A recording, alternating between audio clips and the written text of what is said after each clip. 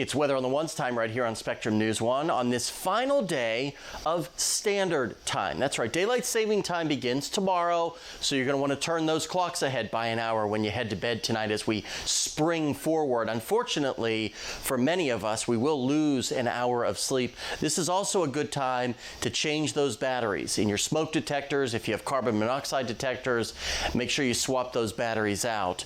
And daylight saving time will last through early November. Now, look at the latest drought monitor. We're in really good shape across the tri-state. In fact, you've got to look well to our south and our east into Tennessee before you start to worry about moderate or severe drought. So all of the wet weather we have had have at least kept all the drought conditions at bay, which means we don't have anything to worry about. We can go several days without any precipitation, and even the precipitation that is in the forecast is a very low chance on Thursday with some hit or miss showers or sprinkles. That all could change as we get into next weekend, as the Climate Prediction Center is saying there's pretty good chances, pretty good confidence in precipitation over the next 6 to 10 days being above normal. And that could also be quite stormy as well, especially next weekend. That's something we're keeping an eye on. So just keep checking back with us throughout the week for updates on that forecast for next weekend. Now today, a great day is on the way with temperatures climbing into the lower to mid 50s with gradual clearing skies.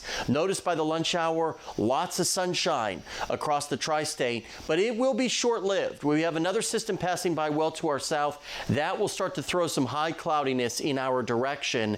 And by tomorrow morning, lots of us will most likely be seeing overcast yet again before we'll kind of repeat the pattern. Morning clouds and then afternoon sunshine for our Sunday, especially the closer you get toward the Ohio River. So again, each day today are kind of a repeat of each other, Saturday and Sunday. Mid-50s today in Bowling Green, and just about everywhere will climb into the 50s. And then it's back down toward the freezing mark tonight. Most of us here just a little bit above that, which is still slightly below normal for this time of the year. But man, is it a nice extended forecast into the 70s Tuesday, Wednesday, and Thursday. Well above average temperatures. And really our next rain chance does not arrive until we get to next Thursday.